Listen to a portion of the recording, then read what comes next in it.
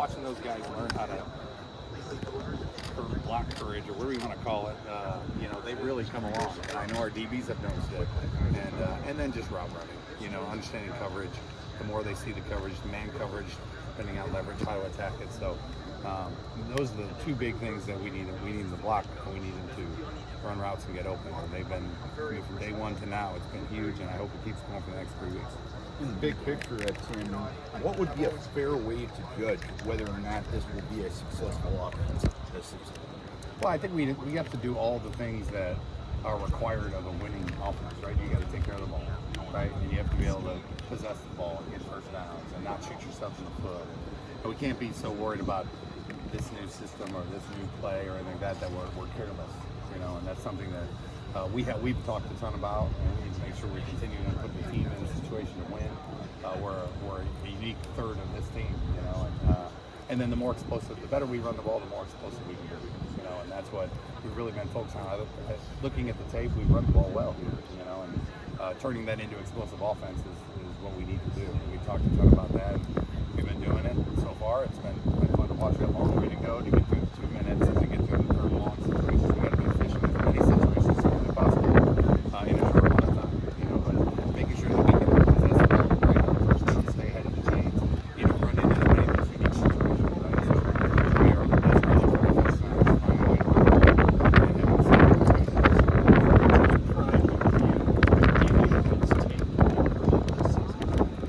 having the same I think that's every year. Your job is to go out there, have fun, be aggressive. Trying to just get the to go out there and impose our will on people, and I think that's what everyone's trying to do. And so it's a challenge. I think everyone accepts the challenge. Right? Everyone's excited about the next opportunity to get better. We get to go out there and cut our teeth against one of the top defenses in the country. So and they don't give up at anything like. So we have to earn every single thing we get, and it's very What is it like teaching, frankly, a new language for a lot of these guys? Yeah. And could you give us just like a very small example of like what it looks like? What like to us? I don't know my phone. Yeah, if I had my phone, I could read one to you. But Yeah, like a play call or just something that McCade McNamara hears in the huddle and like what it kind of translates to him. And how the guys have been picking it up. I know that's a lot of questions. Yeah, there's a lot of questions. Well, number one is, and really, I think the thing you hit right on the head was, it's a new language. It is a new language, but once you learn it, everyone I know, mine was 7th and 8th grade. I learned Spanish, right? But once you learn it, you hold on to it for a very long time. So they've really embraced the opportunity to learn the new language. And it is a lot of words, and I can't stop it from being loud. I told them that the first meeting. I'm like, hey, this is wordy. Now, the difference is we'll be able to do a lot of things because every word talks to somebody else. So you have a lot, like the tight ends in particular, they have a lot of different words that mean a lot of different things. And but if they hear that word, they're good to go. They don't need to listen to the other 20 words in the call, maybe not 20. But the example, I don't know if I want to throw any examples out there because I knew people do know it. But yeah, it's an advantage once you get over the stigma of it's long. Now we do have wristbands. I can talk to them and give them plays, but for the most part we use the wristbands, so they just got to be able to read it off. And everyone's got to listen for their piece of the puzzle that helps them go get out there and execute. And then we got to go out there and get it done. Out of 20, do you have one word? Like one word out of 20 you can think of that just like and what it means. Oh no, I'm not. No, I'm not giving anything away. We're gonna take all. We're not gonna do that. I appreciate it. Go ahead. What have you kind of seen from Cade so far through fall camp? He's been really growing. He hasn't played football in I don't know how long. I wasn't here when he got hurt, but so it's fun. It was good in 7-on-7 in the summertime. We were able to. He told me he was feeling more and more comfortable every time he did it. During individual drills, we were able to move him around a little bit. I got to see him do some things. Then he got into the team, and that's a whole new ball game. Working through a pocket, and you got a knee brace on, and you have all the memories. I'm speaking from experience here, and so I remember the first or second day where he was sliding in the pocket a little bit early. He didn't have to slide, and then a couple times he needed to slide.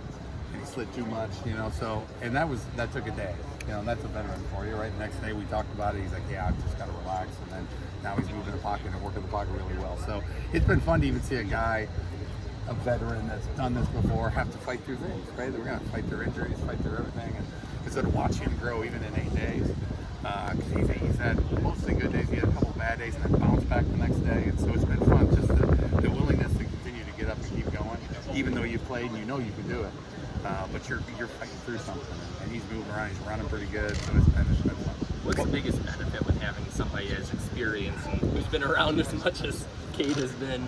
His knowledge of, some of the new plays aren't new to him, right? He was at a different program, so he's thrown a lot of the balls that, whether it's a route that they hadn't run here before or something like that.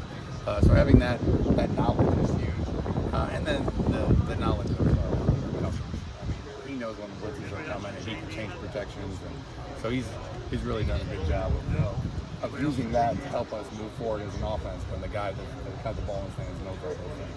What's your current assessment of the offensive line as a whole, and how has that assessment changed since the spring? Well, we were short a couple guys in the spring, and I can tell you this, I felt like as we were trying to install the offense in the run game and be physical and run off the ball, I think we did a good job in the spring, but we have taken it up a notch. They're running off the ball, and that's what you have to do as offense to get it to go. You can't be hesitant. You got to just figure it out on the fly, and you got to be athletic. Now, we have an athletic group, but getting him to turn it loose is hard. It was hard in the spring, and that's probably the biggest change I've seen here in 8 days. Is we're coming off the ball pretty good, and we're running the ball efficiently because of it. And we got to tie the quarterbacks into it, and the backs into it, and the tight ends, and the wideouts, and so it's fun. But I think that group up front is starting to understand. The more they watch film, the more they watch. We got some great film of the Packers and the Lions and the 49ers running a lot of similar plays, and so it's great when they get to see those type guys do it, and watching them take it out here and put it to use. One of the things you're taking over an offense that is ranked poorly in pretty much every metric. How much of an improvement do you think is realistic for a fan sense back? The funny thing about, you talk about numbers, right? Those are all determined at the end of the year, right? So you really can't talk about them at the front of the year. I think the one thing, having been in this situation once before, when you start looking at the past, my first time when I stood in front of them, I'm like, this is about our team, our year, our offense, and nothing that happened in the past matters, unless you want it to matter, and so it's been fun. I'm not worried about any of that. I've talked about having realistic goals.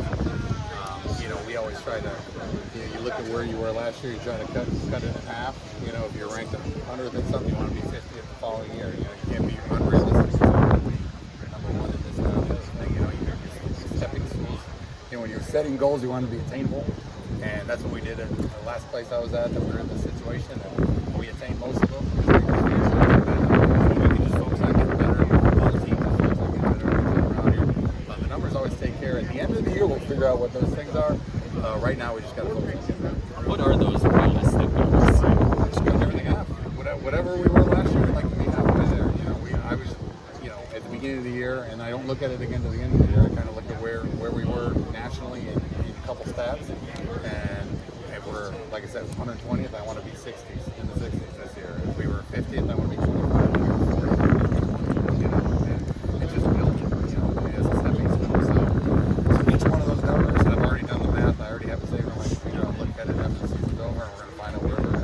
What gives you optimism that this can happen? The way they're working, the way these guys have come out here. We have the experience. It's very unique thing. Your quarterback,